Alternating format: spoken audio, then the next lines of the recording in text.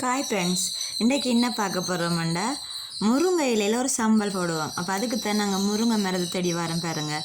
வீட்டுக்கு பின்னால் முருங்கை மரம் நிற்குது. அப்போ அதில் நாங்கள் முருங்கை இலையை பறிக்க போகிறோம். சரியா பாருங்கள், அதில் நல்ல இலையாக நாங்கள் அதில் ஒடிச்சுக்கொள்கிறோம். நல்ல இலையாக பார்த்து எங்களுக்கு எனக்கு தேவையில் ஒரு 3-4 இதழ் பிடிங்கினா காணும். சரியா, ஒவ்வொரு இலைகளாக நாங்கள் உருவிக்கொள்வோம். சம்பல் செய்வதற்கு தேவையான பொருட்கள் ரெடி பண்ணிட்டோம். வெங்காயம், உள்ளி, இஞ்சி, தக்காளி, பச்சை மிளகாய் உண்டு, அது 2 உடைச்சிருக்கிறேன். தேங்காய்ப்பு, பெருஞ்சீர மிளகம் எடுத்துருக்கிறேன். அடுத்தது அந்த உருவிய அந்த இலைகள். பாத்திரம் ஒன்று எடுத்து அதுக்குள்ளே எண்ணெயை நாங்கள் விட்டுருக்குறோம். அதில் வெங்காயத்தை போட்டுட்டு ஒவ்வொன்றா போட போகிறோம். உள்ளி, இஞ்சி போட்டுட்டு நாங்கள் வதக்குறோம். இந்தளவு எண்ணெய் போதுமானதாக இருக்கும். அடுத்தது நாங்கள் பெருஞ்சீரகத்தையும் மிளகும் ஒரு 10 மிளகு இருக்கும், அந்த மிளகையும் போட்டுக்கொள்வோம். போட்டுக்கொண்டு அதை நாங்கள் வதக்கிக்கொள்வோம். நல்லா கண்ணாடி பதத்துக்கு வரும் வரை வதக்கணும். அதுக்கு பிறகு நாங்கள் ஒரு பச்சை மிளகாய் போடுவோம். தக்காளி 1 தான் வெட்டினான். ஒரு தக்காளியை சின்ன சின்ன துண்டுகளாக வெட்டி அதை நாங்கள் நல்லா வதக்கிக்கொள்வோம்.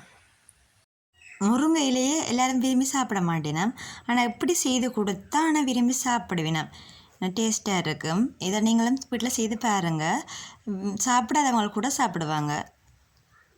இப்போ நாங்கள் முருங்கை இலையை போட்டு வதக்கிக்கொள்வோம். கொஞ்சம் வேக வைக்கிற அளவுக்கு நாங்கள் அதை வதக்கிக்கொள்வோம்.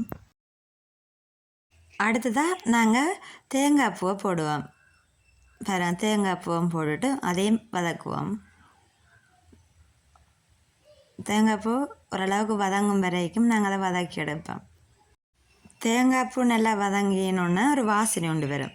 அந்த வாசனை வந்த உடனே நாங்கள் அதை இறக்கிக்கொள்வோம். இறக்கி ஆற விட்டுட்டு மிக்சி கப் எடுத்து மிக்சி கப்பில் இவ்வளோத்தையும் நாங்கள் போடுவோம். போட்டு அதை நாங்கள் அரைக்கணும்.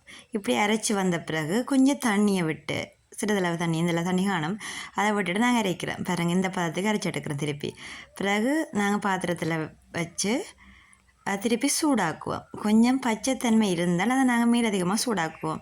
ஒரு 5-10 நிமிஷம் சூடாக்கலாம். சூடாக்கிட்டு பாருங்கள், அதுக்கப்புறம் நாங்கள் தேசி புளி விடுவோம். தேவையாண்டா தேங்காய் பாலும் விடலாம். தேங்காய் பால் கொஞ்சம் தண்ணித்தன்மையாக இருக்கணும்னா தேங்காய் பால் விடலாம். தேவையில்லையண்டா நாங்கள் தேசி புளி விட்டோமே அதோடையே நாங்கள் இறக்கிக்கொள்வோம். இது கொஞ்சம் தண்ணித்தன்மையாக இருக்கணும்ன்றதுக்காண்டி நாம் பால் விட்டுனான், தேங்காய் பால். இப்போ பாருங்க, பதம் அப்படி தான் இருக்கும். இந்த முருங்கை இலை சம்பல் பிடிச்சிருந்தால் எனக்கு லைக் பண்ணுங்கள், ஷேர் பண்ணுங்கள், மறக்காமல் சப்ஸ்கிரைப் பண்ணிவிடுங்க. தேங்க்யூ ஃபார் வாட்சிங்.